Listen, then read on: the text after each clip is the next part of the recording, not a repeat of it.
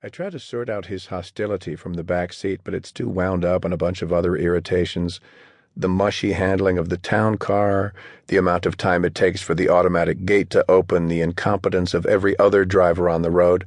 Anger is Keith's default setting. He soothes himself with images and lines from a half a dozen action movies. I get flashes of him fighting bad guys, complete with a voiceover reading catchphrases. He doesn't need a reason, just an excuse. Go ahead, make his day. His internal soundtrack is like something from a video game. I screen it out as best I can and look out the window for the rest of the ride. There really is not a lot to see in South Dakota. Miles and miles of empty space. I like it. The attorney, Gaines, aims me at a chair after the briefest of handshakes. He's much younger than I expected, about my age, but with fresh, scrubbed, pale skin and blonde hair that makes him look like he just got out of law school. He's gym-toned and decked out in the usual douchebag tuxedo, sport coat over $500 jeans. Keith brought me into the building down a hallway lined with offices for firms named Wilson Trust Company, Dalton Family Trust, and Carson Generational Fund. Most of the windows were dark. Gaines's office looks part-time, too. The decor includes bullhorns on the walls and brands burned into the leather of the chairs. Cowboy rich. "You like this place?" Gaines asks. "Corporate ghost town. South Dakota state law offers a perpetual trust that exempts money from the estate tax, but you have to have a physical presence here, so you get a bunch of billionaires sheltering their money in empty suites. One other benefit, it also gives us a quiet little spot to meet." Keith takes up a position by the door next to another chunk of hired meat who doesn't give his name or speak. David. Only mild curiosity from him.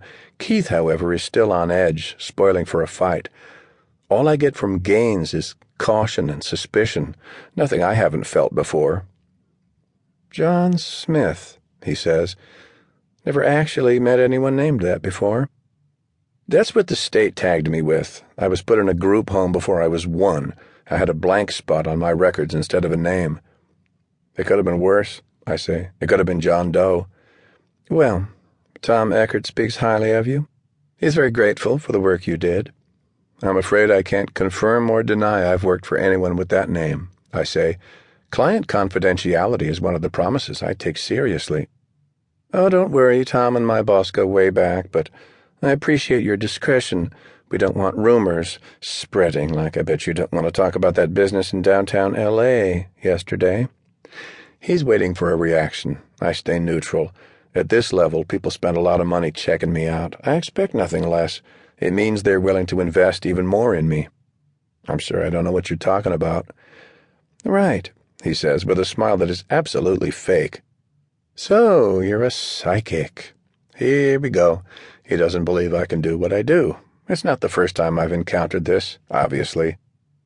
Actually, most people who call themselves psychics are half-bright con artists using 100-year-old magic tricks to convince people of things they already know."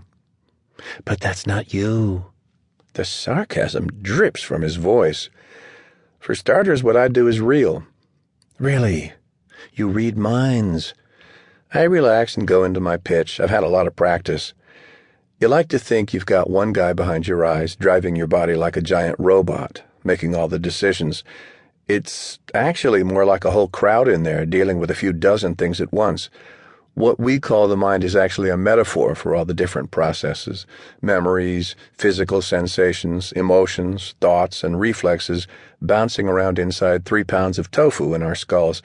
Most of the time we're running what we call subroutines, things we don't even think about, like breathing or walking or eating, but we also use our minds to direct our activities, to form thoughts and actions, usually before we're aware that we're doing it.